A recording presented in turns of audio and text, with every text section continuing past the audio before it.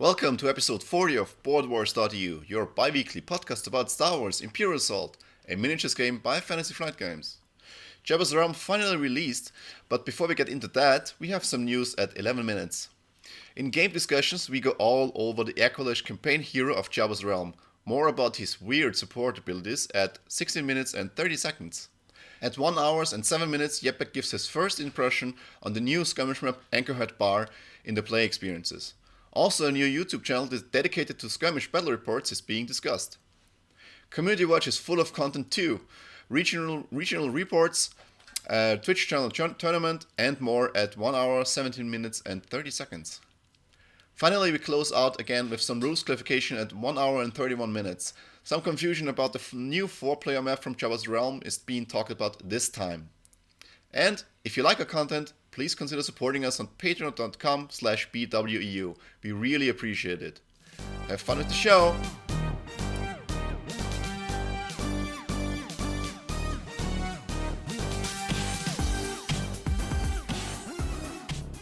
Welcome listeners to episode 40 of Boardwars.eu. This week we have again a diminished cast, more on that maybe in the future. But right with me here again is Jeppe. Good evening. And we also have, not on the mic, but at least with me in the room, a new furry little friend. Because we had a late Christmas present on the street in Vienna and found a little cat which we are adopting now. So if you hear some noises like running in the background, it's probably the little cat destroying stuff, so don't worry too much. So does the previous owners know that it's been adopted? Probably not, so I don't. So the story is that we came back from the family visit one day earlier and went to the supermarket right across the street to get some stuff for the long weekend over New Year.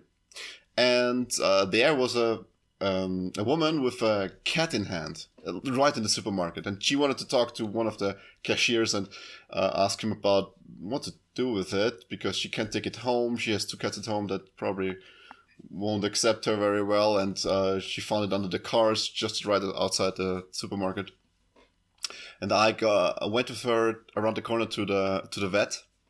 And it was actually closed, so I offered her to keep the cat until the vet opens, and then we'll post some flyers and post on the various Facebook groups.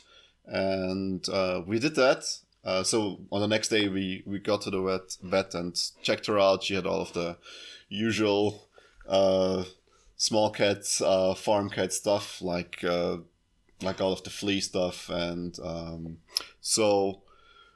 we posted pictures on the Facebook groups and distributed a few flyers, but no one really seemed to miss her, so she's with us now. And of course, she's a little rascal and destroying stuff left and right, but it's fine. She's very cute. So that's our Christmas present. Speaking of Christmas presents, I think the players of Imperial Assault also got a Christmas present, because Jabba's Realm seems to be in stores, at least in the US. I think FFG put out the news of it being in stores last week, so in the first week of January. And it's not available in Europe right now. I think you haven't had it? The rumors go that we can expect it on Thursday, so that's in a couple of days. This Thursday? Yes. Because I heard Pazzi write that it's pushed again, at least for his local game store, that it's pushed again a week back. So I'm not entirely convinced it's going to hit right now, but we'll see. I'm eagerly awaiting a way to order it online. So okay. We have a little bit of cleanup. I was posting on the official boards about our upcoming tournament, and there are 2 details that seem to capture the minds of the player base, which is, the first is we have a game round time limit of 75 minutes in the rules currently, which I already bumped up to 90 minutes, because some of the players were saying that 75 minutes might be built a little bit too tight, especially if players are new on Vassal and they need to get familiar with the controls. So the current way to do this, or the current way it's worded in the rules, is that all Swiss and single elimination rounds will have a time limit of 90 minutes, excluding setup, of course. So meeting up in Discord and joining the game isn't counted. And if both players agree, this limit can be disregarded and the game can be played to completion. So if you and your opponent both agree that you do have the time and you want to see it to the end, you can of course play it until one of you has the 40 points required to win. And of course the result will be taken from this final game state, not from the point before where you hit the 90 minutes. Not that I could check this anyway. So, and the second part of the rules that were a bit discussed was the actual map that we are swapping in for Nelvanian Warzone, which is currently the Anchorhead Bar. Jeppe, I think you played a few test games on Vassal with whom whom did you play against? I played against an avid British YouTuber. And I'm probably going to butcher his name because he's Rich online, but I don't know if it's actually a short of Richard, but Rich or okay. Rick. I presume it's Rich. Royal Rick. Exactly, yeah. Oh, okay. So we played quite a few games, and we played 2 games on this map as well. We just basically had some lists off of my pad tossed together and tossed in the things and tried to play on the map. I hadn't played on it previously. I hadn't actually really had a look at it. Yeah, it wasn't in any rotation, so of course it wasn't played that heavily or mostly at all. So outside of a few private games, probably. I think that it is in terms of missions I have played lately. And of course, mostly I've been playing those that are actually in tournament rotation for the official tournaments. I think this is probably the one I can think of that has some of the most points you can score through the objectives. Yeah. The one mission, you can score up to 20 points via objectives. And the second one, you can score up to potentially 30 points. The one where you can score 20 points is, I think, actually easier to score than potentially getting for the 30, and the other is probably not so likely. But we're talking quite a high number score, and it's especially for lists that are good at picking up stuff and interacting with it, and for one of them also being able to move with it fast.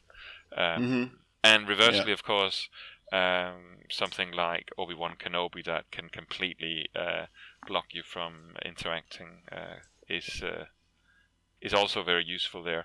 And I think that's interesting, but I think you could probably with all the maps argue that this or that list benefits from it, but it seems like this is a bit more of an outlier in how much benefit you get from being good at interacting and moving, or being good at blocking the others from interacting with, for instance, Obi-Wan Kenobi.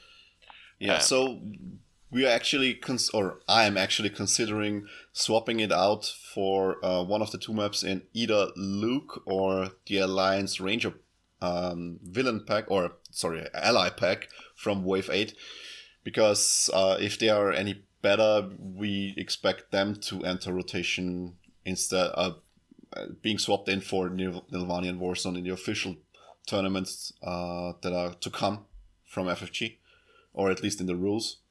So the jury is still out, so if you have any thoughts on which map we should include as third map, right beside the ISB headquarters and the Coruscant landfill, let us know at podcast@Boardwars.eu. So just write us emails, or just write in the thread on the official boards in the skirmish sub forum, where there's also a forum thread for the tournament and where people discuss this stuff. On to the next cleanup stuff. I had over the holidays I had received two separate requests on getting ahead and writing stuff about the box expansions from people that read the reviews for the ally and villain packs. And while I am flattered that people think that I can write this for the box expansions too, it's still I started doing it, or at least I put up some drafts in our online website thingy, but it's still a bit tricky to figure out how to structure it, because the big boxes and also the small boxes, they have so much content on each front. So especially stuff like skirmish maps, skirmish command cards, skirmish deployment cards, and then missions, side missions, new stuff for the supply decks and the upgrade decks, and of course new heroes. So there is a lot different stuff to write about.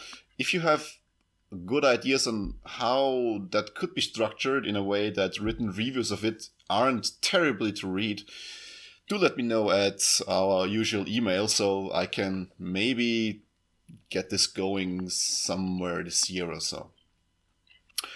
And I think that's it for cleanup, which brings us to the news. They are a bit sparse this week, but let's see it. Jeppe, what's up with the news? Yeah, and this news is coming to us via the HoloNet from more dodgy areas of the galaxy, because there's been nothing official from Fantasy Flight yet, but we've intercepted a bit of information that the scheduling of the different events for the European Championship of the different FFG games is now in place. We knew already that it would be at the UK Games Expo this coming summer, the first weekend of June. I think it's from the 2nd to the 4th. But we were curious how the different things would be scheduled, and we now know, not through Fantasy Flight yet, but through it being put out through different pages channels. Channels, yes, on Facebook. And what we do know that the Swiss will, for Imperial Assault, will be on the Saturday, and it will end with a cup to top 8 at the end of the day, and the top 8 in the European Championship will then be playing on the Sunday. And this is the 3rd and the 4th of June, respectively. Yes, and that will be at the UK Gaming Expo, and I believe that is up in Birmingham. And of course, it's not just the Star Wars games, they're also putting the other games in, so it'll be quite busy with both Game of Thrones, Netrunner, Armada, X-Wing, the card game, and Destiny on top of Imperial Assault. There are also going to be side events, so just as at the other large tournaments, it is quite likely that there will be something on the Friday in terms of playing Imperial Assault while maybe you're just getting warmed up for the proper tournament. Of course, it is happening at a big gaming expo, which on one hand you can spend time on while you're there, but on the other hand, you might not have time for it, depending on how much you want to do with the Imperial Assault and also side events. What is very good to know, though, is that already this Friday the 13th of all days of January, the tickets are meant to be going on sale, and they will be on sale on the website of the UK Gaming Expo rather than on FFG sites. And I hope they're a bit better at handling high traffic than Fantasy Flight have been for instance, the World Championship the last couple of years. But I'm sure that's an improvement. And I think it's worth noting that I was very pleasantly surprised to hear just a few days ago that apparently the UK Game Expo had grown with 10,000 more participants from 2 years ago to the expo this last year. So I think they're up around 25,000 now, and it's I believe the biggest in the UK and maybe also amongst the bigger ones in Europe. Not that anything can compare to Essen, but I think the UK Game Expo is maybe a little bit more focused on events where you play rather than only oogling and buying products. And buying stuff, yeah. Which is an aspect of an event that is certainly missing from Essen. I mean, you can play a lot of demos of new games there, but really playing stuff you already own with random people or with friends, it's not really a part of Essen. So I mean, it's in the part behind closed doors and aside from the venue and when you go back to the hotel or to friends or so. But the event itself is mostly focused on really buying stuff and demoing new games. So it's a bit sad actually, but it's fine. Okay. I think that's it for. Speaking of the tickets, yeah, but do you know what price range we can expect for the tickets? No, I don't. And in fact, the drawback of it being at a larger expo is that there's probably also the extra expense of buying access to the thing itself. Yeah, that's what I expect. Yeah, but I mean the tickets in Essen, they are pretty cheap, right? I mean, Essen tickets are like €12 per day if you buy daily tickets, which isn't that bad, really. But I expect the tickets to the UK Games Expo to be at least double that. I'm checking right now, and it says a weekend ticket for an adult is £22. Oh, that's okay. Okay. Let's see. Maybe that's okay. Okay. Yeah, we will see. They actually have the prices listed there, but I just noticed it. Whatever. So let's go on. We are going on over to our game discussion. And for game discussion, since Java is finally out, or Java's Realm is finally out, at least in the US, we have a little bit of spoilers in the official boards, where a member of the boards took pictures of all of the cards that weren't previously spoiled, and we will go over them over the next few weeks. And when I get my copy, I will also upload them to our card image database, and also write the corresponding articles for our Ally and Villain Pack reviews. But let's not get ahead of ourselves.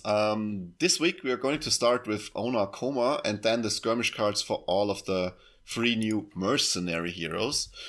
So the thread in the official boards is actually very well structured. You have spoilers with sections for the heroes and for the other cards by type.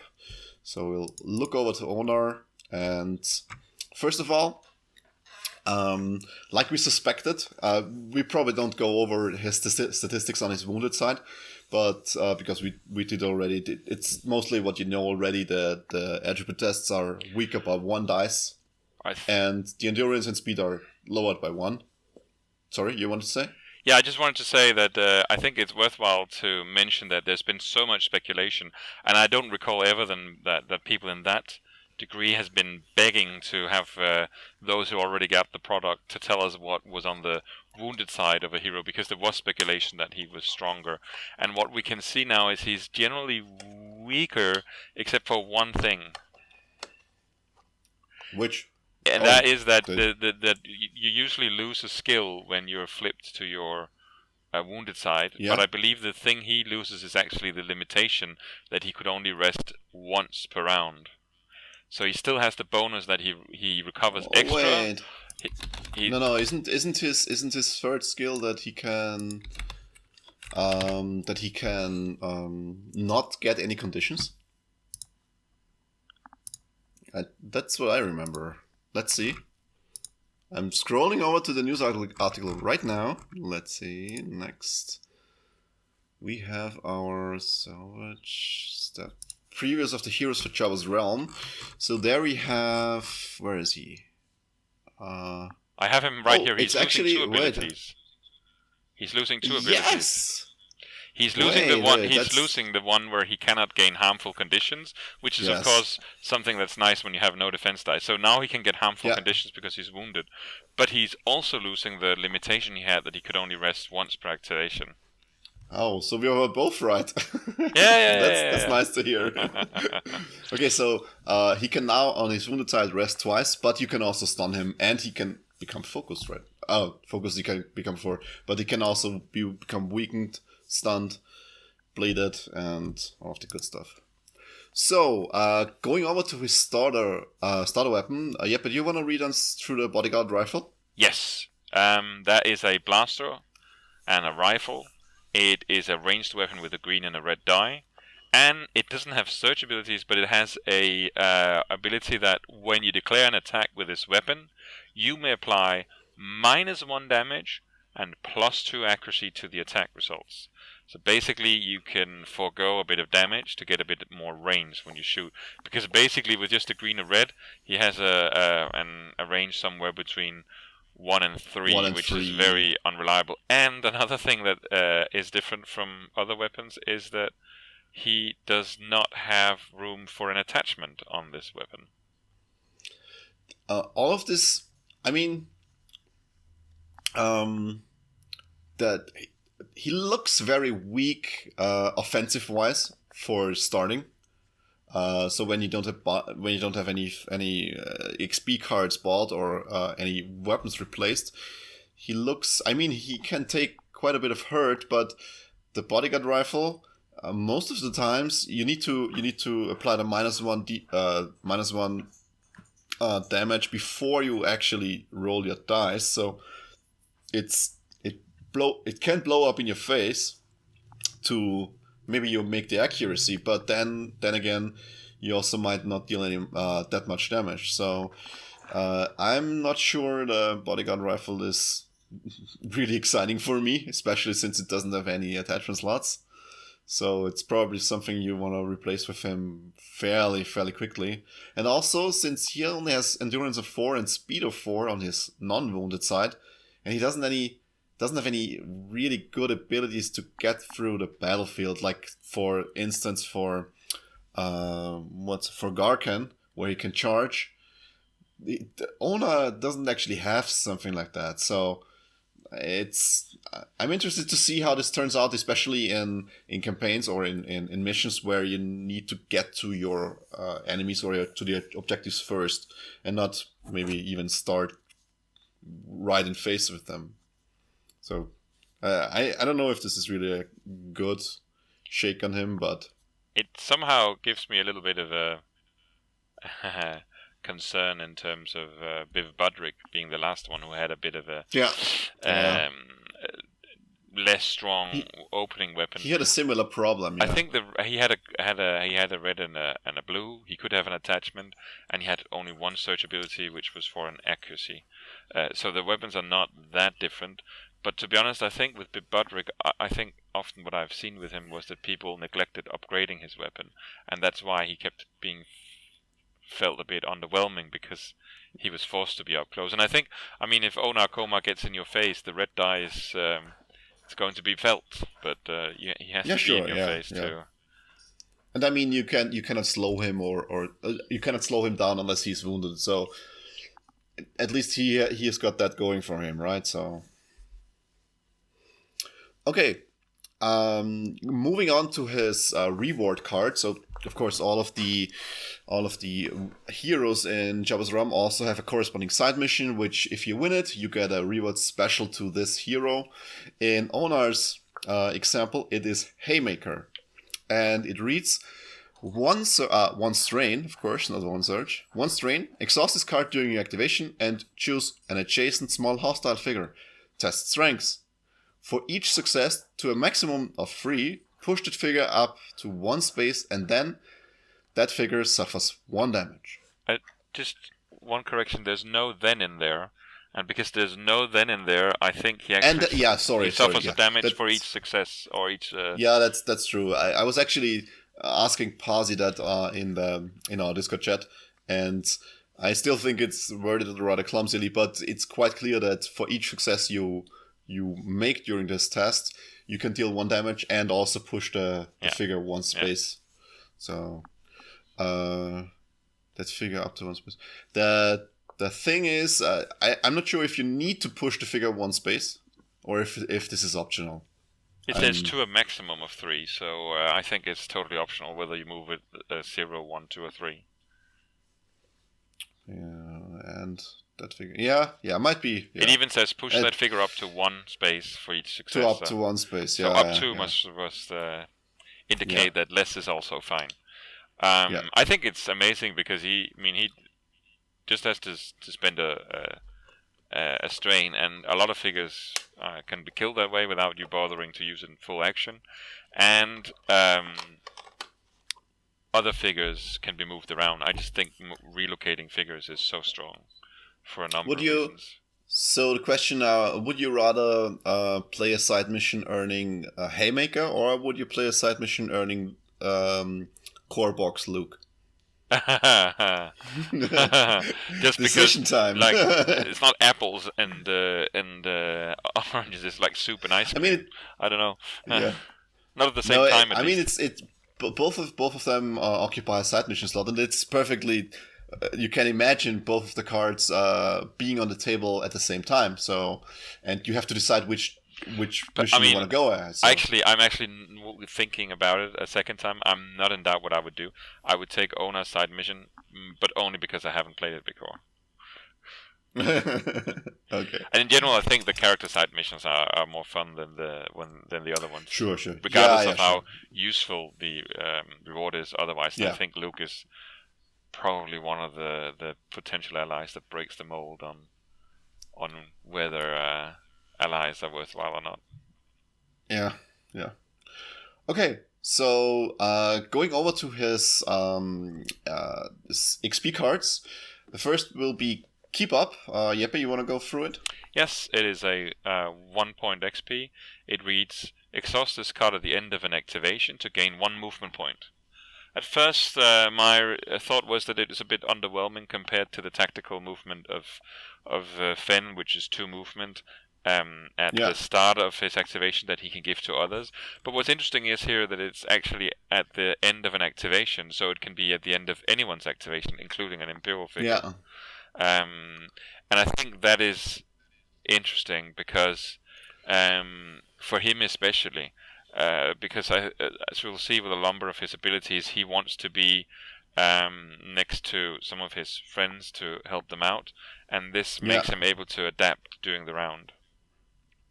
I actually would have very much liked to have this card give him not 1 movement point, but says move 1 space. Yeah. Because that would have buffed up his rush ability a bit. Because with that, he could out of turn move into a space of an enemy figure and then push it. So you have more viability for shenanigans with line of sight and whatnot. But with 1 movement point, you can actually enter the space of the hostile figure, so it doesn't really work. So, but it says here you just have to enter a space adjacent to a small figure. You don't have to be on top of it. Oh, that's true.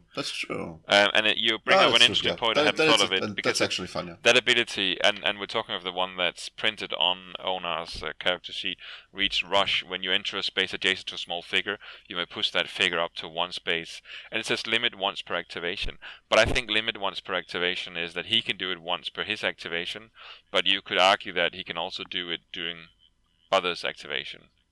Sure. So if he's moved around by Fenn, for instance, or by Gideon, it's quite possible that he can... Yeah, sure. Okay, so Keep Up for 1 XP, I think it's okay. It helps him get around and helps him get to where he needs to be. So, can't get wrong with that. So it's maybe not the first thing that I would go for with him, but it's definitely one that's worthwhile to keep an eye on when you have the XP. Not bad for 1 XP. So on to the second 1 XP card, which is Get Down. Exhaust this card while you or another friendly figure within 2 spaces defending. Test Strength or Insight.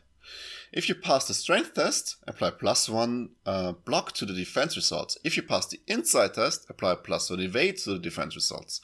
Which is actually not that bad. It isn't. It's just too bad that you have to choose. Yeah, still, I mean, the +1 block, it's just 1 XP, right? So, getting this early, and it's not, you don't have to be adjacent to your friendly figure, it's within 2 spaces, which makes it a bit more flexible. Yeah. So, the +1 block, you might not think of it too highly, but it does change more than you would like to admit, right? So because speaking of core box Luke, he only has +1 block on his +1 bonus block on his card, and this makes all the difference for me actually, because he can withstand so much more punishment. But I think the same. Yeah. What is also significant here is that it's not when the attack is declared; it's while defending. So that would be in what's the step 4 of the attack. So that's actually after the Imperial player has done all the symbols he can add, so on. So it's before he's using surges, but after he's done any shenanigans he has up his sleeve. So that that allows you to check what do you get the most out of before you choose what you roll. And by the way, he has really good dice on both his. He's really good on his strength and fairly good on his insight. Better than most figures actually on his insight. His strength is just off the charts. So though it's not completely reliant, which is actually also maybe a bit nice, it is there's a fairly good chance that it'll succeed. It's much better than the insight test of Diala, which so at least his strength test. So both of them have yellow dice. And one of them has 2 even. Yeah, that's what I'm saying. His strength test is blue, yellow, which is amazing for getting surges. So yeah. Okay.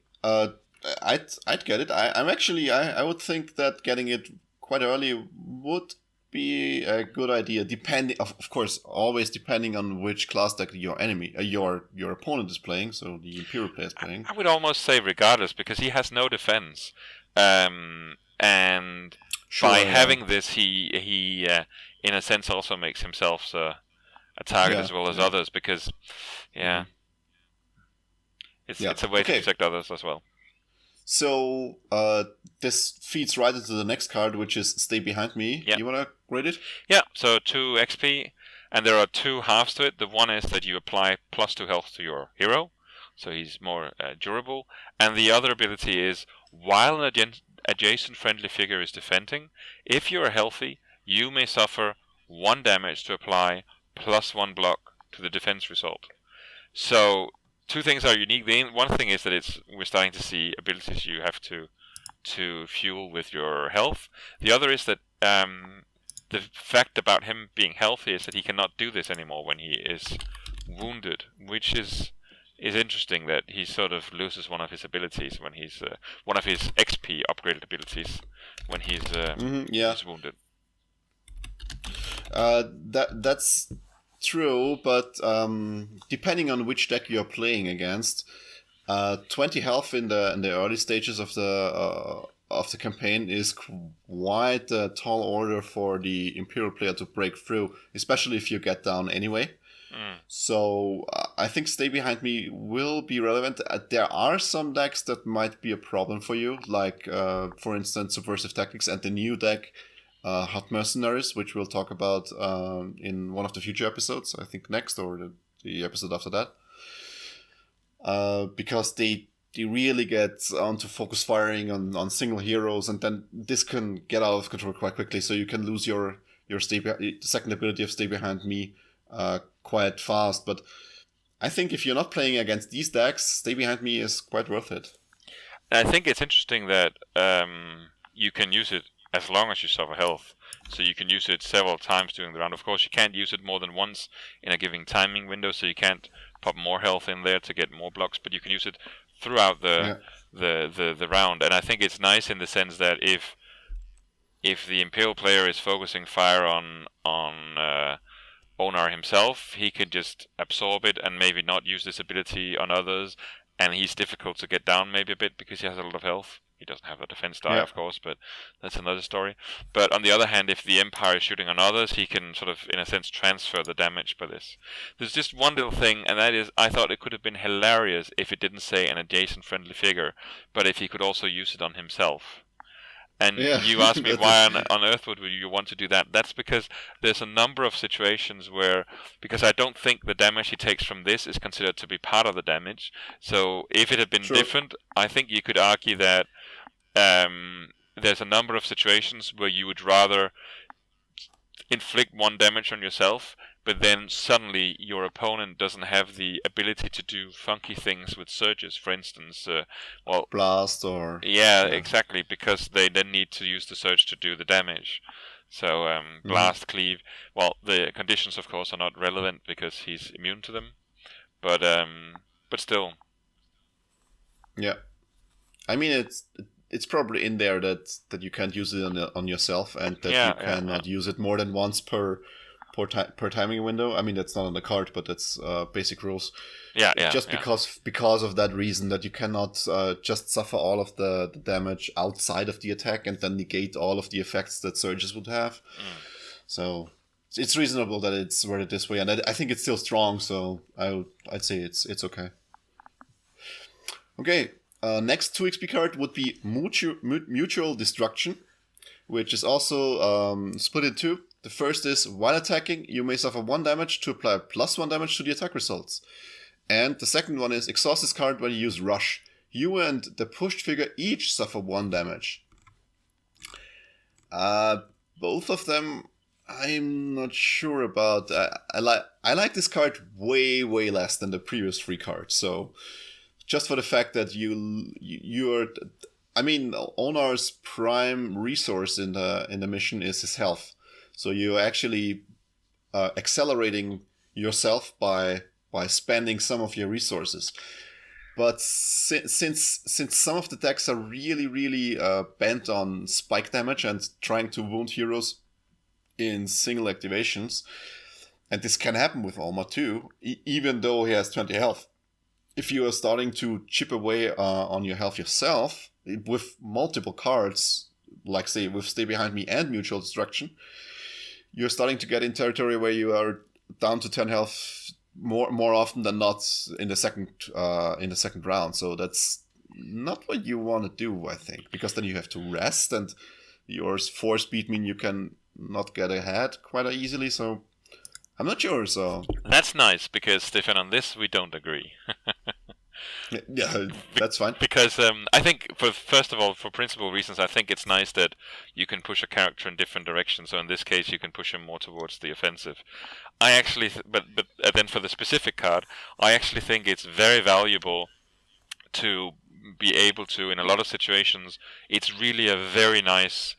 turnover, a very nice deal for you to do 1 damage to the opponent, whether when attacking and you can see you're 1 short, or whether just to rush up near to a target, don't bother with doing an action to attack it, but just do that automatic damage. Because if you can clear things off the board that you need to clear off to get to an objective, or just to clear it off so it doesn't shoot you to pieces and probably do more than 1 damage to you, especially considering that he has no defense himself. So the idea is, I think it's not because you necessarily want to use it all the time, but when you're just that 1 short, or you know that you can, for instance, you might have already attacked and you realize you're 2 damage short, so you can just apply 1 while attacking, because you can always do that whenever you attack, and then you can choose to do a move 1 space adjacent to it, and then you finish it off. And I think those 2 health are probably given out very nicely for a figure that I think there are a few things that do less than 2 damage when they shoot Onar because of his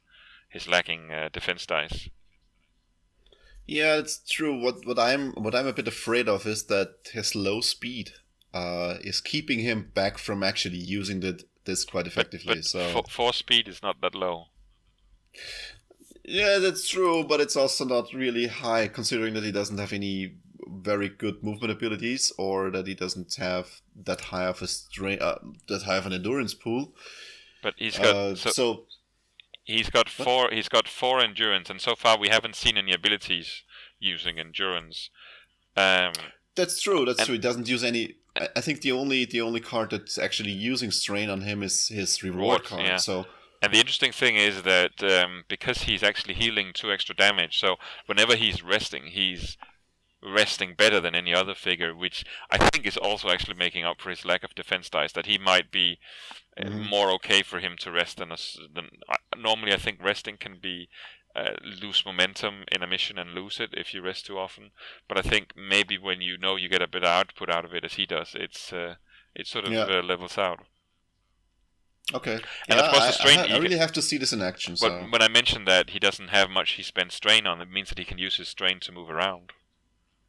yeah, that's true. That's true. And if you're using 2 strain per round to move around, which gives you an effective speed of 6, you will still rest 4 damage and 2 strain each time you rest. So Yeah, that's good. yeah. But yeah, I'm still not sure. So But again, jury's still out. what I like here is not necessarily that you're spending your health, but the fact that you can just apply a damage that I'm just putting it in automatically, either in the attack or in the because it says while attacking, so you can see the dice result before you decide whether you want to hurt yourself a bit. It's flexible in that way. Yeah.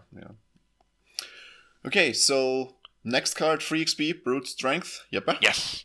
Again, it's a upgrade with 2 different parts to it, a permanent and an exhaust. The permanent part reads, when you perform a tech test or a insight test, you may use your strength attribute. And since his strength attribute is ridiculous, it means that he's going to be really good at objectives. Even when he's wounded, he has a yellow amongst the 3 dice for his strength. Yeah. So I think that's quite a nice ability. And the second part of it, the exhaust part, reads: exhaust this card when you perform an interact, test strength. If you receive 2 or more successes, perform that interact without using an action. That's amazing. I mean, it's in the same vein as Mac, who can also interact without spending an action. And local, I mean, he has to pass the test, degree with boxes, but only. Yeah, only boxes. Yeah, I mean, it's just you have to pass the test, but since you are rolling a blue and 2 yellows, 2 successes is okay-ish to get, and that should be. I mean, you're basically going around and picking up boxes for free by then. So I really like it. So especially get down with Brute Strength, so you can now use your strength test to give other figures or yourself a bonus evade during a defense, which I like it. So Brute Strength, go get it. It's 3 XP. It doesn't do anything active, but it's still very, very, very good. I think he's a bit like a couple of other figures. He's really going to like the upgrade. I think it's tier 1 upgrade. The is it called the survival kit? The thing that A means that you don't pay extra for moving over difficult terrain and so on, and it allows survival you to reroll a die on strength tests. That's going to sit very well with our Aqualish friend here. It's actually called Survival Gear. I thought it was from Hoth. No, it's from Corbo. Yeah. Hoth is the environmental recovery gear, I think, which is also. Oh, nice. Yeah.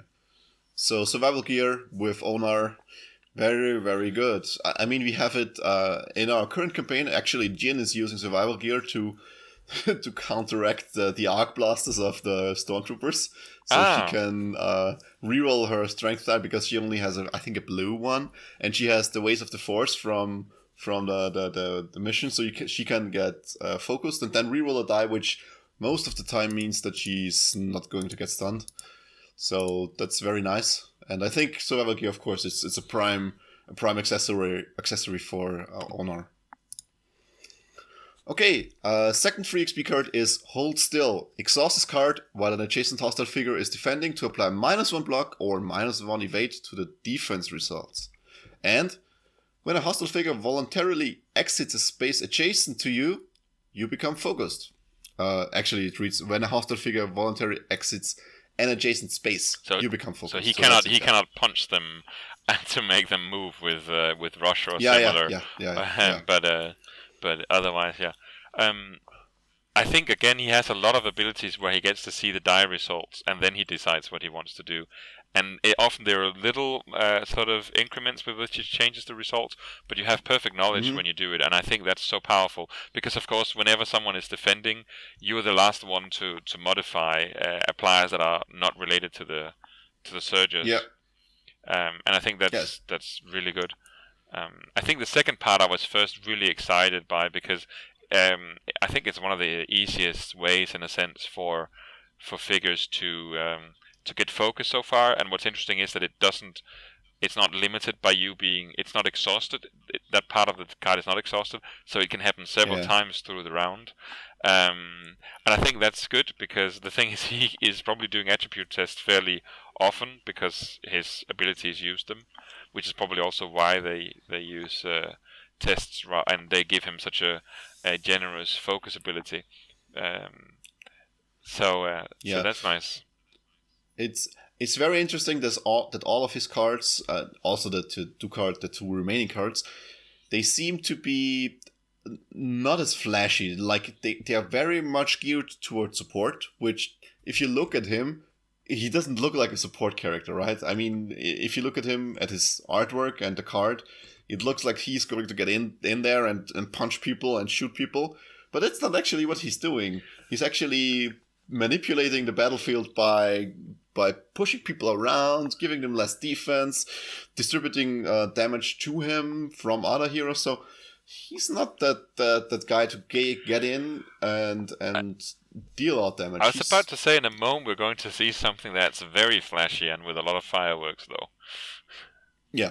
Okay, but I think let's go over to the 4 XP. But I think I'm otherwise totally agreeing with you, and I think in a previous segment about something else, I think it was the precision class or some such for the Empire. Yeah. We talked about at some point that it's not really flashy, but bread and butter gets you a long way in this game. It just works. Yeah, works. It doesn't stand out, and it might not feel like the heroic kind of type you want to be, but it really oils your machine to get where you want to go. Alright, so let's go over to the 4 XP cards, the first of which is his armor. You want to go over it? Yes, so it is an XP card, 4 XP, and it is a Black Sun armor. So it also has the armor icon, so it basically functions as something you wear, and of course that prevents you from wearing other armors. I think you can have 2, but only wear 1 on a mission. Yeah, it's 1 armor per character. But what it does is it adds 3 health to you, just a bit like the combat armor does as well. Or, no, what's it called? Well, the old one. Laminate armor. Laminate armor, exactly. I confused it with the combat code. But the laminate armor is also 3 health. And then it says that while defending, you may apply +1 block or +1 evade to the defense results. And this is not an exhaust ability, so every attack, you get to add that. And that's basically like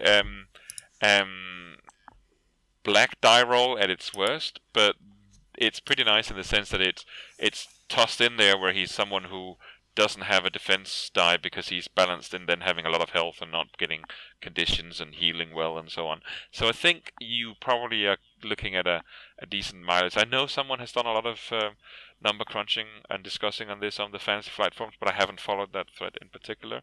But I think it's worthwhile to look into. The only thing is, of course, that when you're spending XP on something that's essentially equipment, it means that you don't have to spend money on it, but on the other hand, it also means that you can't spend money on an armor and fill out that gap for something else, for the XP to be spent elsewhere. Yeah.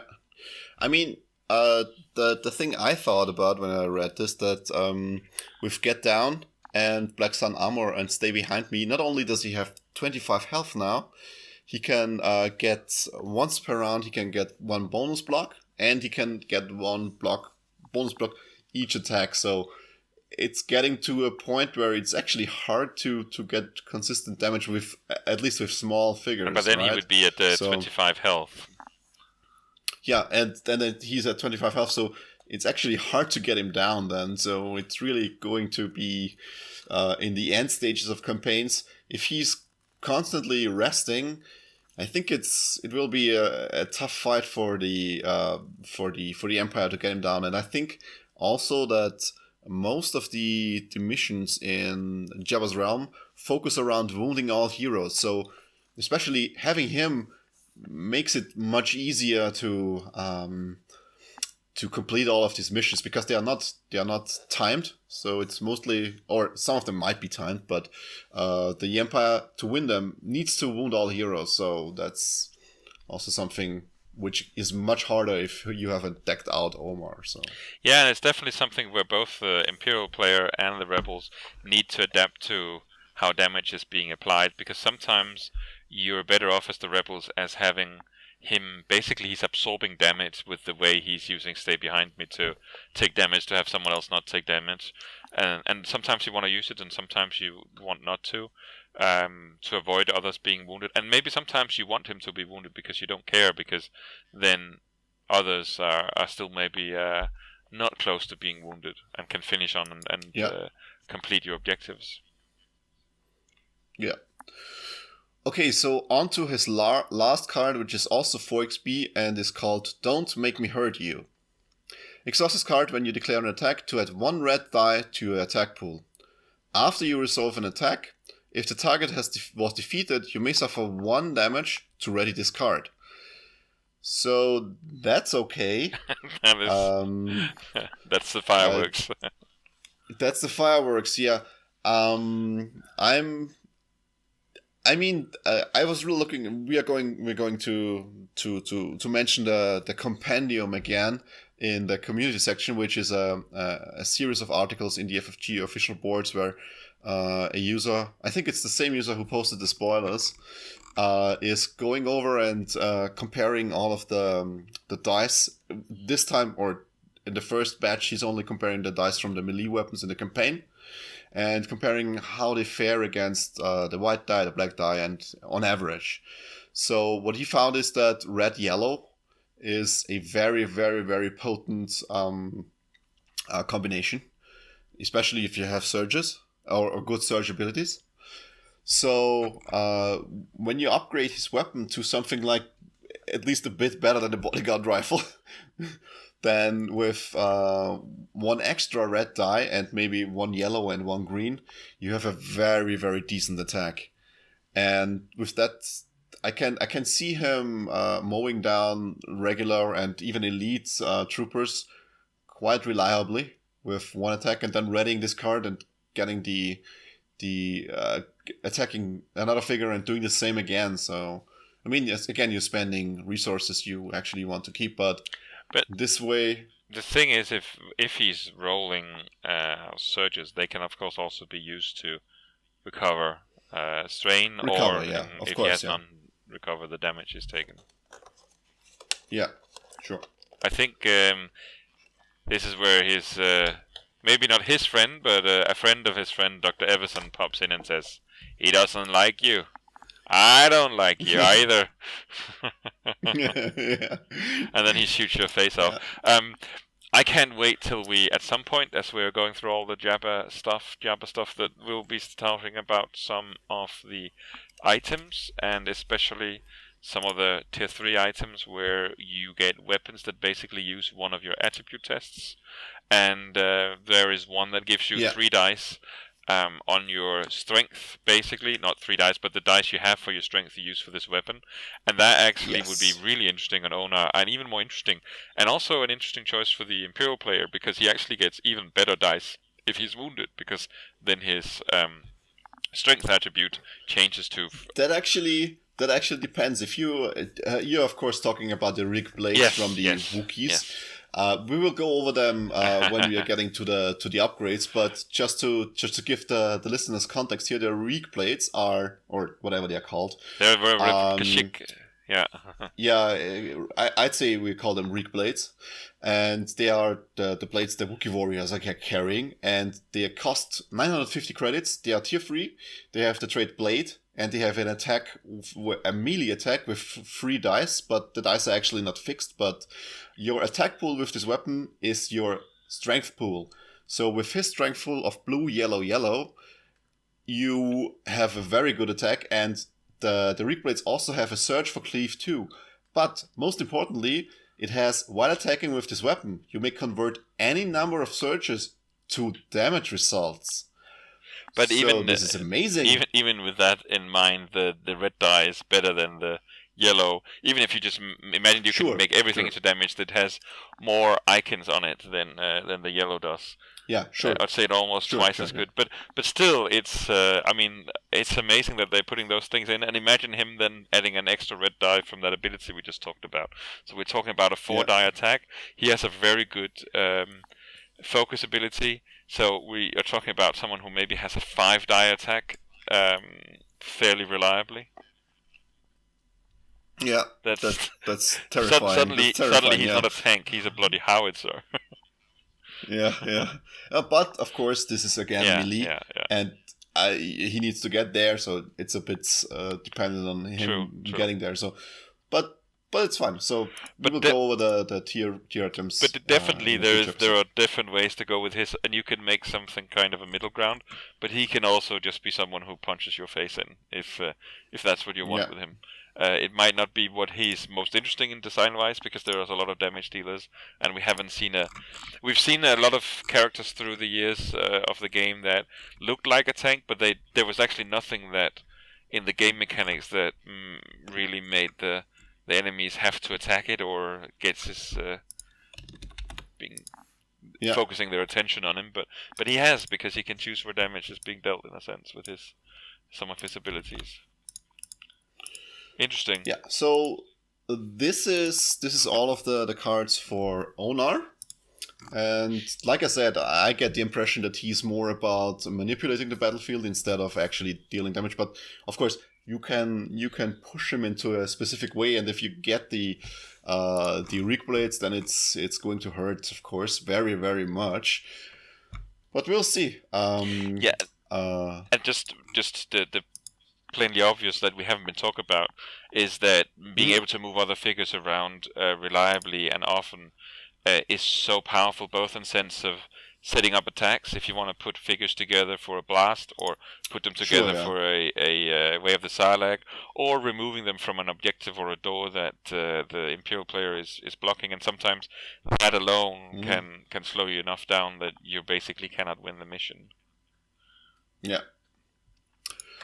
Okay, so that's Onar, at least his campaign side. Speaking of his campaigns, and he's also represented as a skirmish card in the Jabba's Realm expansion.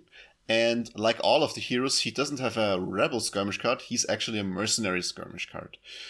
I think I'll since we talked about him right now, I'll go start reading him. So Onar Komar is a mercenary card. He has the Guardian and the Hunter trait. He costs 6 points to deploy. He's of course unique, and he has 15 health, a speed of 4, no defense die, a ranged attack with blue, red, and green.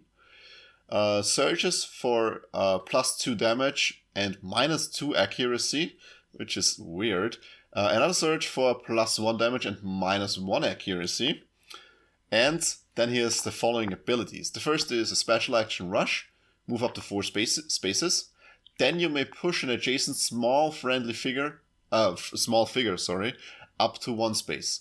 If you do, you and that figure suffer 1 damage. And he has Get Down. While a small figure within 2 spaces defending, you may apply +1 block or +1 evade to the defense results. Limit once per round. He's also immune. You cannot gain harmful conditions. So he is soaking a lot of damage. And he can also deal it out if he gets up close enough. Yes. I mean, the +1 damage, the +2 damage from -2 accuracy is, of course, you want to use it with the blue die, because the blue die can get you quite a bit of range. And if you are expecting him to be in the front lines anyway, you might not actually need the range, so you can translate it in damage in a way, so it's not wasted, but you can actually use it to deal damage. You're not actually using it, but you use the surge to actually get less accuracy and then deal more damage. But yeah, you know what I want to say. So is this something you want to run?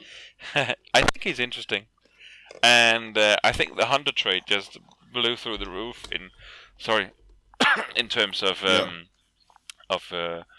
cards that are available.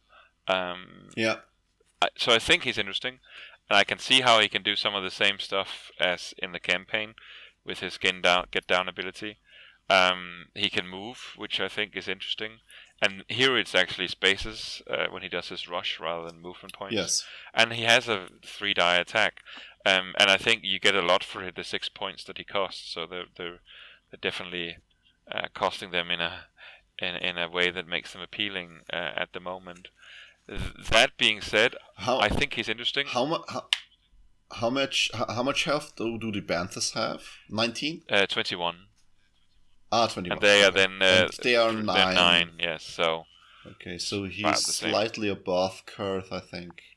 Yeah, so they have like 7 per 3, so he has minimally. Yeah. It's minimal. It's like half. It's like one extra health. Yeah, it's not much. Of course, the Bantha does a lot of other things. I think. Sure. You probably have to adjust You probably have to adjust your game plan more to a Bantha when you see it across the field than you do to him. But to be honest, I think he can probably also do a fair amount of damage with his 3 dice if he gets close to. But that being said, I think he looks interesting. But I don't think I'm going to play him anytime soon, because where I think he's interesting, the 2 others are very difficult for me to not want to play, because I think they're very, very interesting. Okay, so why don't you go over to Sheila and tell us why she's so good? Or do you want to go with Winter? No, I'm just to finish up Ona. I do have to say that I like the fact that he can move figures, and that is, even though it's only one space, it's just an important thing in skirmishes. Games. In skirmishes, is amazing. Counts. Yeah. I just think with maybe we'll talk about these. We've talked about them before. Maybe we will again when we talk about their campaign hero in the coming podcasts. But I think that Sheila is just very interesting because I think she has about the same punch and about the same survivability as do Busk. They're the same value, but I really like how she can relocate figures she can move them 3 spaces, and that is incredibly good. Basically, she can move in on an objective, and then she can move the other one off it, and that is, and then she gets to attack at the same time. And I think Vinto, I've played him only once in a skirmish game on Vassal, and definitely something to get used to. But I think the fact that he gets 2 attacks for 1 action, and he's got a fairly good attack with some interesting search abilities, is very nice. And then the fact that he gets unblockable damage that he can put on other figures is just really nice.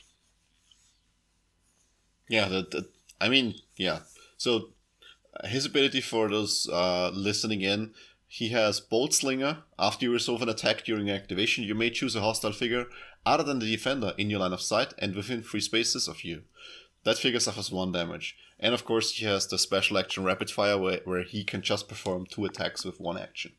So that's basically 2 unblockable bonus damage on 2 different or on 1 figure if you can manage it in a way, which is amazing. On top of his very good attack of blue and green. So he has some interesting search abilities as well. But the thing is, there's been earlier a lot of talk about how he would be good when you're facing trooper lists and there's a trooper here and there with 1 health left. But to be honest, I think it's not just figures that are at 1 health, also a figure at 2 health he can kill, or figures that have a lot of health but the health is guarded behind very good defenses. He can just slowly plink at them now and then. And of course, he also has a really nice command card which allows him to do an attack without using an action. So a bit like Luke. So that would actually allow him to attack 3 times in a round if he uses that one. It's terrifying, yeah. And there's a nice little card called Smuggled Supplies, which go all the way back to. I am just trying to remember. It's from the Alliance Smuggler. Alliance Smuggler, yes. Which basically, you have 3 different advantages you could choose between, but one of them is that you apply 1 surge to your attack results until the end of the round. So if he was to choose that one and he's attacking 2, maybe 3 times in a round, that's 3 surges with very nice surges on hand. That's for the card only costs one, so Yeah, it's yeah, it very works very well with cheap him. for what it does. It works well with him. Yeah. And of course, he's which is to be said of all three. They're all three hunters, and hunters just got a really big injection of nice cards with this whole wave. Mhm. And he's also a smuggler, and they also got some very nice cards. So if you put some hunter and smugglers together, you have a lot of figures that can use the same range of cards, and he can benefit from them. Yeah, he looks amazing. The only thing I'm a bit worried about him. It's actually a very bad point, because he has a deployment cost of 5, and he has only 8 health, which sounds bad to say, because 8 health is actually very good for a 5 deployment cost. But he has a white defense die with no no additional defense capabilities in build. You can of course always play any generic cards that give him defense, but so I'm just afraid that if he's on the board and he's slightly out of position, that an activation will come in and just take him off the board. But try and compare for a moment with the Imperial Officer from the base set, which is 5 health. Sorry, it is 5 health, but it's also 5 points. Yeah, sure. No, of course. Yeah. He's much better than that. That no questions asked. So it's just I'm a bit weary to use him. It's probably not a real issue. It's just that it looks weird compared to the other 2 heroes who have 15 and 12 health and a black defense die. I mean, Honor doesn't have any defense die, but he can give his block and his evade to himself too. So, yeah. I mean, if you play Honor and Winter, you can give him additional block. So it should be fine, really. So I think he has a good amount of health, but you do have to think about how you use him, especially because, unlike his fellow Rhodians, he's not going to get a shot off when he's killed. Yeah. But he's getting shots off anyway, so he's of the I'm shooting first club. Yeah. He's all over the place. Okay, so that's game discussion for this week. Next week or next episode, we will go over through one of the new Imperial class decks and the new command cards, which will be interesting to see. Moving on, we have our play experiences. I think, Jeppe, you played your, what's it called, the custom campaign, the fan-made campaign from with the free bounty hunter heroes. It's called For a Few More Credits. Yeah, for a few more credits, right? Now, I'm trying to... Did you finish it? No, we didn't. We're playing the last mission this week, hopefully. So we can get ready for Jabez. I'm trying to remember when we recorded the last podcast. Was that before Christmas? That must have been before Christmas, yes. Okay. Yeah, so we've played 2 of the missions, so we've now played 3 of them from the fan-made, for a few more credits. It's... I just gotta say we've had so much fun, and I think also we've had extra fun because I think it's pretty clear that it's not very well balanced, and because of that we're letting loose and just enjoying the ride. I think maybe it's not called the Imperial player, but because he's controlling all sorts of units, I think maybe it can be a bit frustrating for him, but even despite the fact that it's maybe not overly balanced, somehow we end up having very close games till the very end. Last game was basically decided by the very last roll in the very last action. But it's not because the characters are particularly balanced or the missions, but somehow it ended up that way anyway.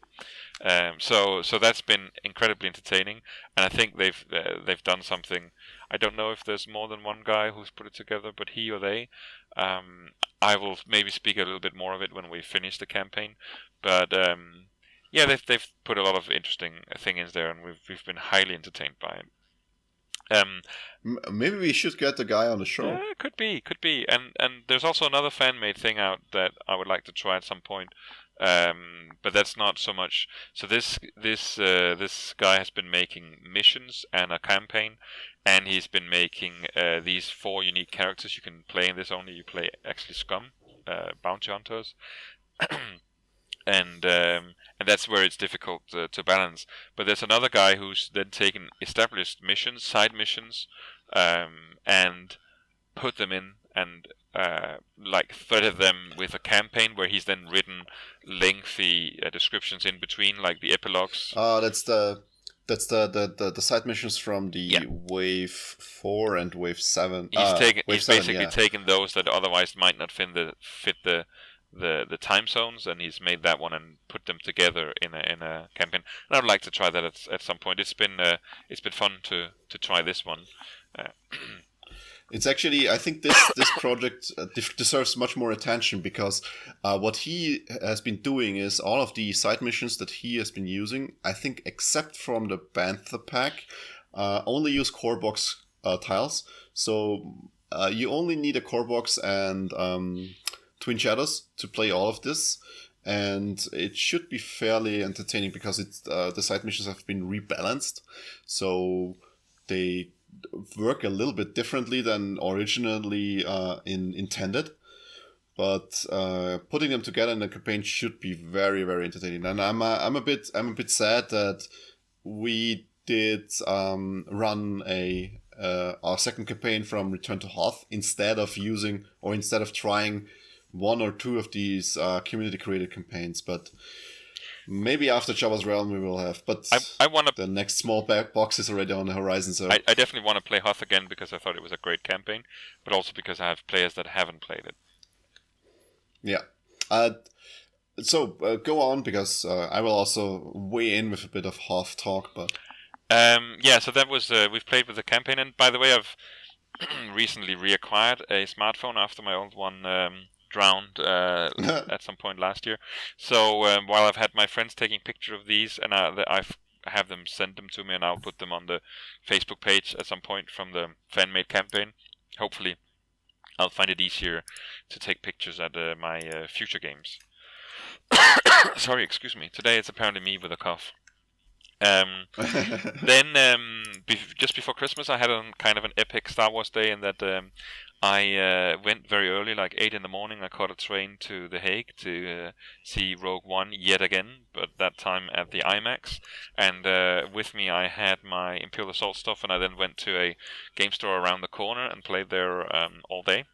And we were proxying some of the new stuff, because obviously that was not even out anywhere yet at the time, but we had the stuff that was spoiled, and that was fun to try.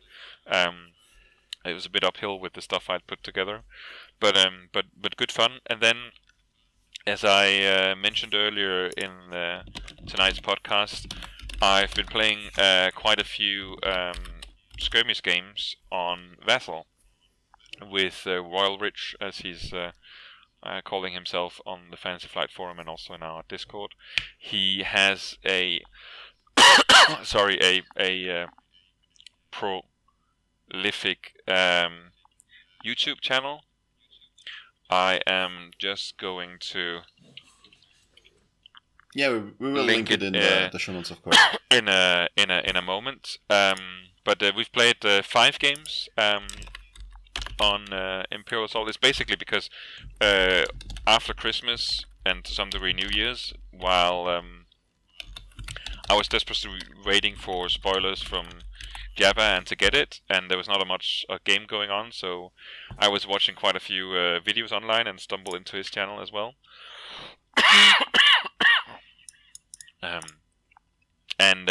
So we got in touch and played some games on Vessel 5, and unfortunately, because we're at an uneven number, he's now 1 game ahead of me.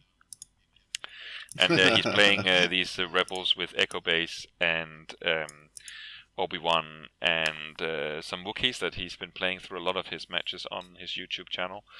And I was trying out some different shenanigans with some scum and stuff, and it's been good fun.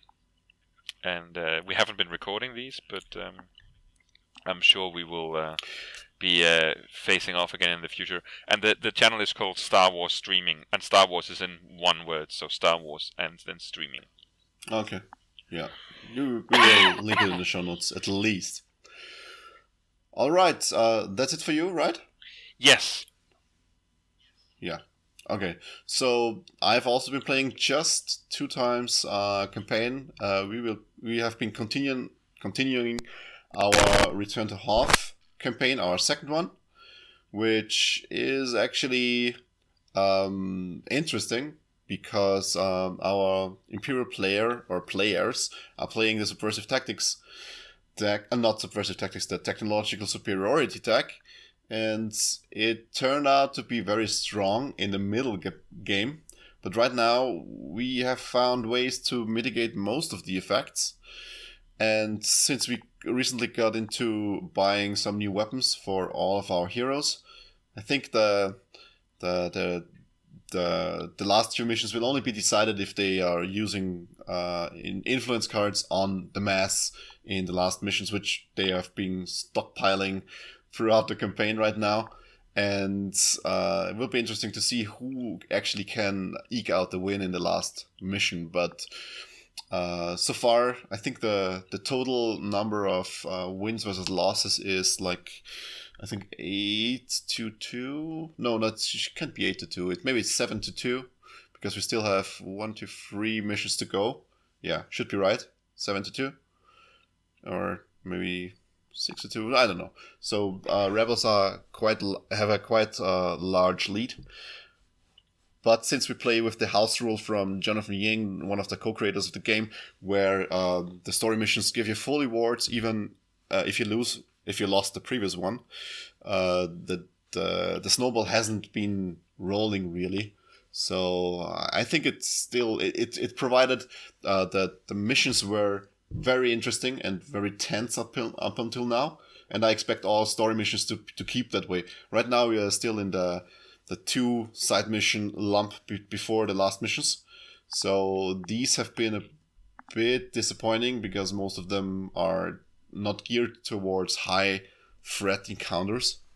So we have been decimating the board quite easily, and then of course there's nothing more to do for the Imperial player. So we will see how it develops, and we will finish in 2 or 3 weeks or so, and then we'll see how it shakes out. I think we'll have a tough fight at the end, and probably gonna lose because of all of the influence cards, but we'll see how it turns out. And Vassal, Skirmish Vassal, I will also play a bit in the next few weeks just to test out streaming, because I also I plan to stream and or record some of the tournament games, so we have something to show on the YouTube channel and on the Twitch channel. So yeah, we will see how this shakes out. So, going on to Community Watch. Roger. The first is we have a few items, and I actually found a link to a Twitch channel which streamed a very short tournament last weekend. I'm not sure. I will post a link in the show notes to the video itself. They were playing on 3 different maps with some or most of the new stuff from Jabba's Realm. So you can see Gamorrean Guards, you can see Jabba, you can see the Inquisitor, I think. So it's interesting to watch. Maybe not the most high-profile games, but still worth a watch. And if you are bored during the weekend and want to get some Imperial Assault skirmish into your system, that's a very nice way to do that. Also, Tabletop Admiral now saves collection. So Tabletop Admiral is, we talked about it last time, it's basically a substitute or a competitor to IA Armies, which is an online list builder. And you can go on there and create an account and then select which packs you actually own.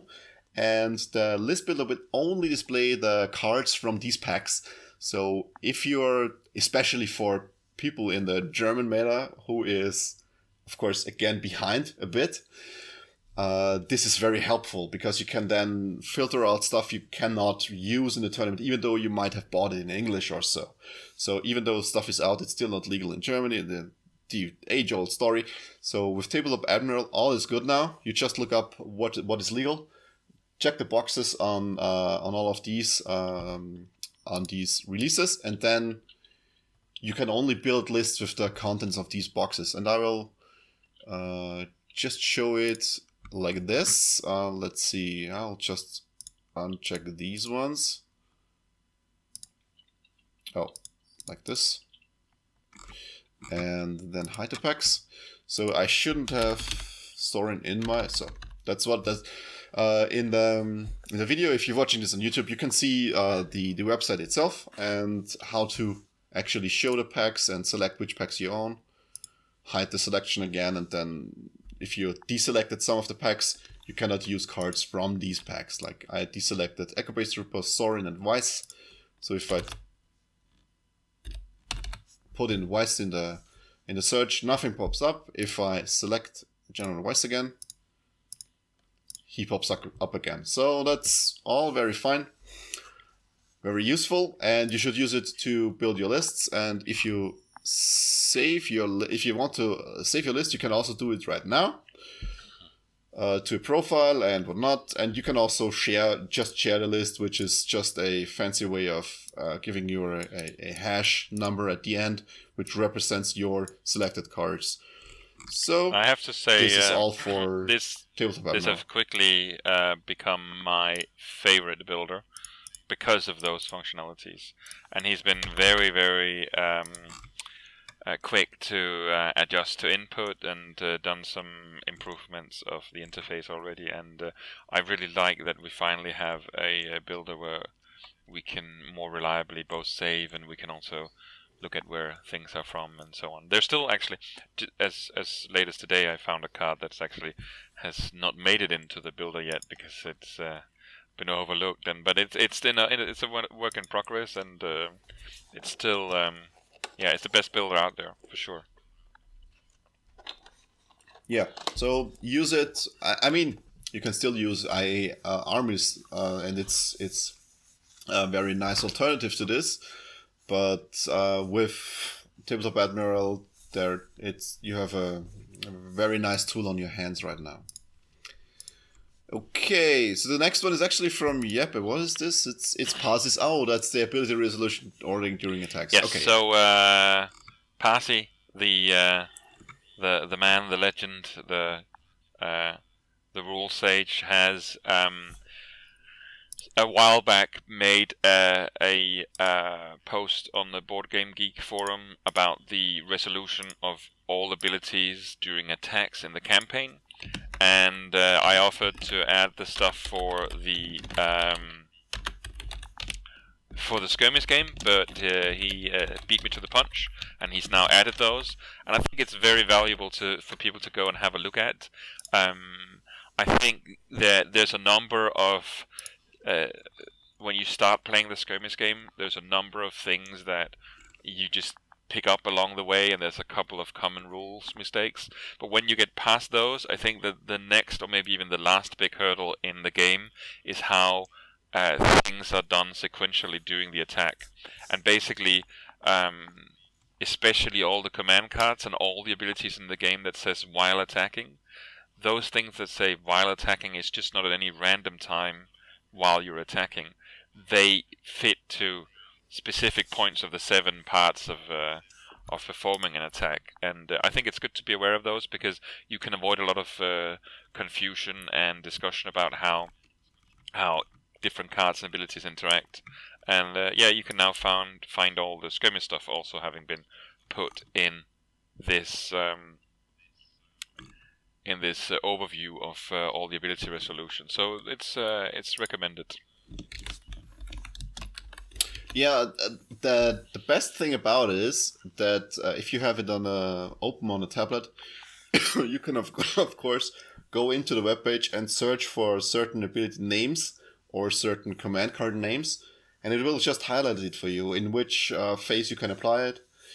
So it helps you build plans on what you want to do during your attack. So this is something you should definitely not overlook if you are still struggling with when to apply which modifiers and when to resolve which abilities. Yeah. Definitely worthwhile. Okay. So up to the next one. The next one is actually wait, I'm going ahead of myself.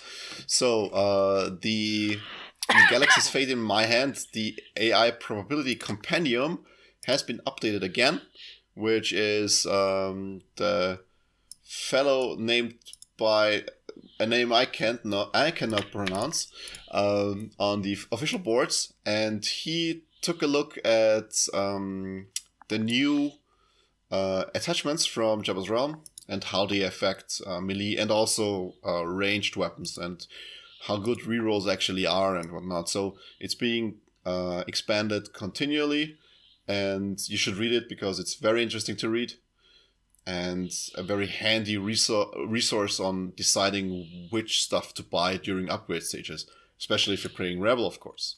But also if you're just playing the Empire and wanting to know how big are my chances on actually getting some damage through against this black die with my Stormtroopers, this is the way to go. So check out the Compendium. It's a nice read and certainly something you should use if you want to pep up your campaign and make it more competitive.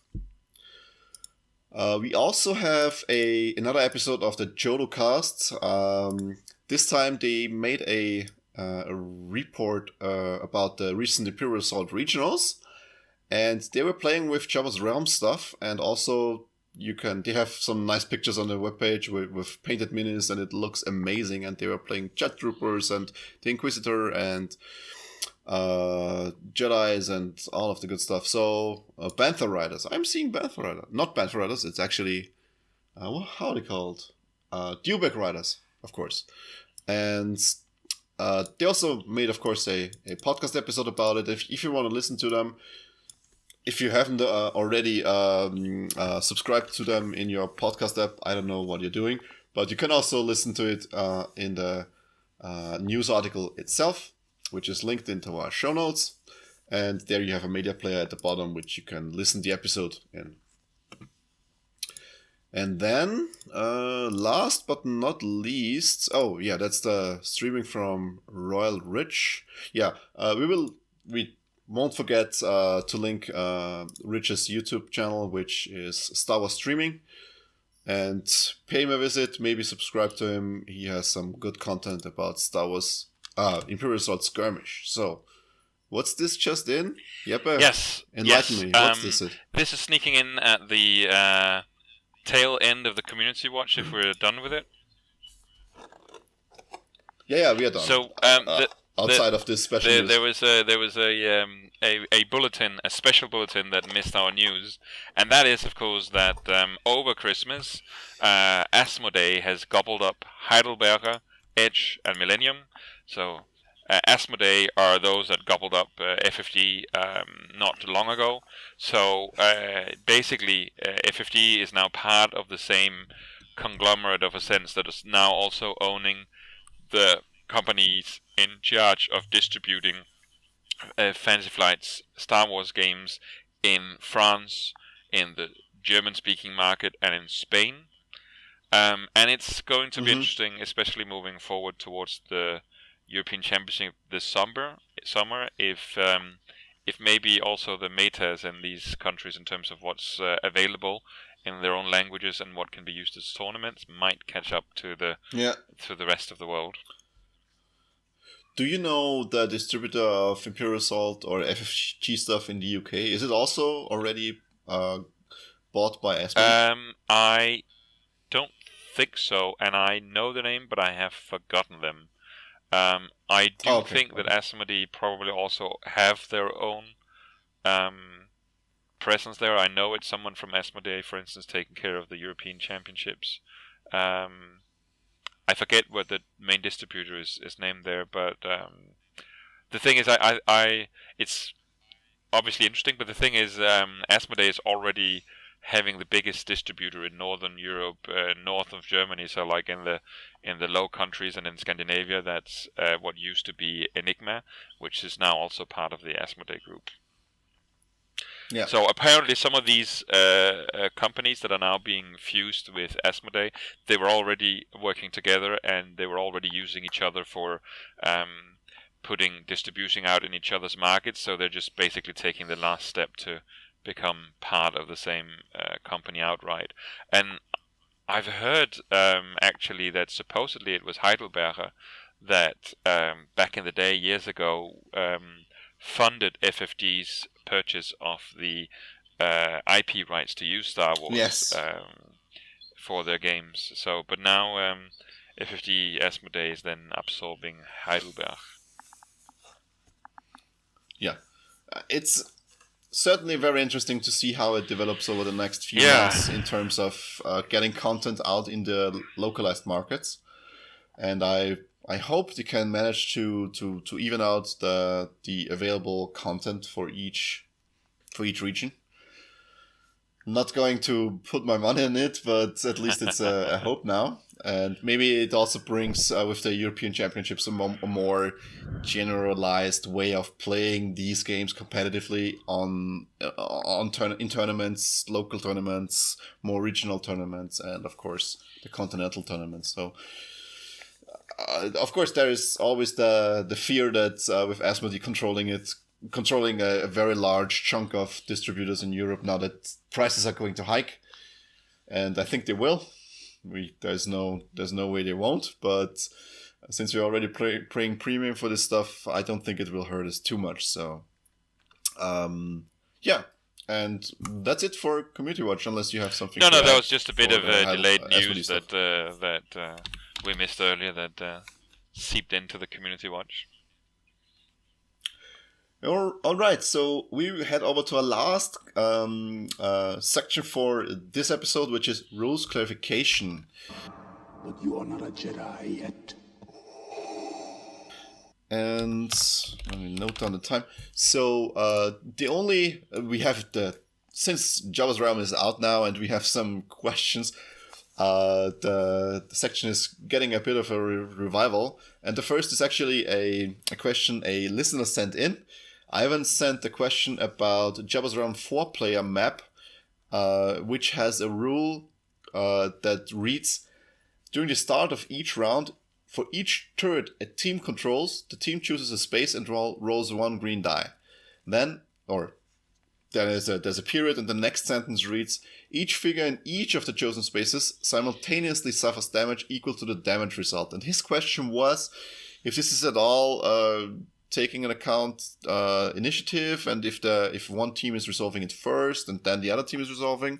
And there has been a bit of discussion on this on the official boards, and people were of the consensus really that even though players might not roll the dice at the same time, the effects of the dice happen at the same time. So you cannot actually, if you have initiative and control one of these terminals, you cannot snipe away a figure controlling another terminal from your opponent, and then they cannot shoot back.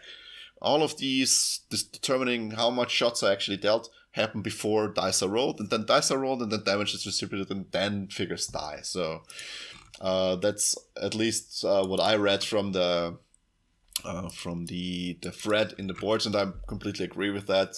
Especially since the wording specifically mentions simultaneously taking damage, so this is not something there should be a big question about. So, but of course, I'm gonna link the thread in the show notes, and I think we will have much more questions next time when stuff is in more players' hands. So, and I think Jeppe already is preparing some stuff he wants to ask. Yes, yeah. The developers before Christmas, and I think it's interesting to note that where we've been used to in the past that there's a hiatus for about a month after a new expansion is out before they answer rules questions. But we can see on the the Fantasy Flight forum that people are getting their questions on Jabba responded already by Todd. So I've been wanting to wait after Christmas and the New Year's, but maybe I should get around to send that email with a bunch of questions for him to bite into. Yeah. So next time we will probably have a little bit more in this section. This brings us to the end of our show. a little bit early this time. Early, after 90 minutes or so. That's a time frame I'm not used to, actually. So, Jeppe, any parting words for this episode? Yeah, so this episode, speaking of which, I believe is the 40th episode. Yeah, it's the 40th. And I've one of the big round numbers. And I've just celebrated my 40th birthday this last week. Oh, that's true. Happy birthday! Thank you very much. So I congratulated you, on Discord. You did indeed. So I was celebrating my birthday yesterday with a big party with a lot of board games and a lot of people, and so I've got a lot of gift certificates now that I will go and put on the counter when I pick up all my Jabba stuff this coming week. I wanna have birthday too when big boxes arrive. Yeah, but then for me it's all sort of condensed around Christmas and my birthday here within 1.5 weeks of each other. But on a different note, I'm having a lack of faith, I think, because whereas I've been doing fairly well in Imperial Assault tournaments and fairly well in Armada tournaments, I have, despite having played that game for the longest. I read this. Oh, you read it. Go on. No, I've Go been on. playing X-Wing for the longest. For I believe more than 3 years I've gone to tournaments, and I've not really won many of them, actually. Surprisingly few compared to the number I've played in. But this last weekend, this Saturday, I for the first time I brought Rebels to an X-Wing tournament, and I even brought X-Wings that I had never had out of the box. And of course, as you might know, I'm notoriously Imperial, and I've been that in Armada and in X-Wing as well as in Imperial Assault. But I went through this tournament. Not only did I go through it undefeated, I went through it without losing any of my figures. In fact, I barely used my damage deck. I think I drew one card from my damage decks. So you should imagine yourself playing a whole tournament of Imperial Assault without ever using your damage tokens. That's sort of what happened. And I know that I was lucky with what I met in the tournament and so on. But yeah, the Rebels are tempting me away from the Emperor's otherwise loyal servitude. Resist the pull to the light side. It is. It's shocking, really. I've spent quite a bit of time where I should have been doing other things, mulling over Imperial lists I want to play in Imperial Assault, because I'd actually already been certain that I would be playing Scum in this coming wave, but I need to find my way back to the Empire, or maybe not. Maybe those days are behind me. It's just too bad that I've invested so much in the Empire compared to the other sides in all 3 games. Yeah, I mean, with the new releases, the focus is very much on the mercenary side, and then I think it's understandable that many players will switch over to the mercenaries just because they have gotten so many new flashy toys to play around with. And the Empire, of course, they got something, but most of it is not as flashy as what the mercenaries got. So it's completely understandable that it will be a bit dominating over the next few weeks. I have to say that it's probably going to come across as a bit ridiculous, but so I've enjoyed the stick of like being nice space fascists across all games and had fun with it, but it's sort of with how things are looking around us right now, when you're looking around the world, it's sort of getting less fun and carefree to be sort of pretend toy fascists. So yeah, but that's, I think. But that's how you deal with stuff, yeah. with creating satire. I think, it, but right? somehow the satire is maybe I'm enjoying it less. Though to be honest, as for this X-Wing tournament, it was because it was a kind of a tournament called Hangar Bay, where you're meant to bring 2 lists. Actually, that could be fun to do for Imperial Assault at some point. We should make a special tournament for that. But the idea is you bring 2 lists, you show your opponent your 2 lists, and you see each other's, and then in simultaneously, you pick which list you're playing without knowing what the other picks. So I just brought this Rebel list because I had to bring something, and I didn't even have like the ship I needed the X-70s that I was flying, and the one I had never had out of the box. So I thought, well, this is hilarious. And someone who I was paired against in the first round was like joking about that he wanted to play against me when I played Rebels for the first times in X-wing. So I did, and then I ended up sticking with that list all day, of course, to everyone's surprise. And you crushed everyone. Yeah, no, there was a bit of luck involved, both in my pairings and in my individual matches for sure. But it was just hilarious nonetheless. And of course, the day after, on my birthday, everyone was bringing me Imperial stuff and special 3D printed things that had Imperial logos on it and whatnot. And they had, of course, heard of it, so it was perfect timing on my part. Yeah, sounds fun. Yeah, I need to get into board gaming and tournaments too again. Yeah, sounds really fun. Yeah, I've been actually playing board games quite a lot during the break. I've been playing the Arkham Horror LCG to death. Oh, by the way, so... I don't know how I neglected to tell you, but that was also amongst my gifts yesterday. So I just taken the wrap of it, and I'm going to try it hopefully tomorrow. Yeah, it's real. I mean, the game is okay if you have one core box. But if you really play card games for deck building, you basically need a second core box because there is zero deck building. Or you don't, box. and you wait for expansions, and then just limit or do what you have to. Yes. Or you wait for expansions. Sure, of course, yeah. But it's a very, I think it was exciting to play through because in the core box alone, there are so many interesting mechanics and ways to tell the story throughout mechanics in scenarios and decisions you take during the scenarios that it's amazing. I mean, it's light years ahead of what Lord of the Rings card game was when it was released, and it's so impressive and so fun to play. But like I said, I only have one English core box, and I'm waiting for the German core box to buy 2 of them and then play it with my gaming group. But until then, I played it solo, and I finished it, I think, 4 times now with 2 different characters, and it's amazing. So I played that, and during New Year's, actually, we had a board game evening, and we played a bit of Dixit and Mysterium, which... we broke out of the box, actually, both of them, because we ordered them. Well, you haven't played any of them before. Year ago. I played Dixit with other friends in Essen, I think, and then with other friends too. But we have ordered it, and we haven't played it here in my flat. But we did on New Year's event. The people fell in love with it, and it's really the new favorite game, and even though it's already almost 10 years old, so we've been playing a bit of the casual and party game stuff, and it's still okay.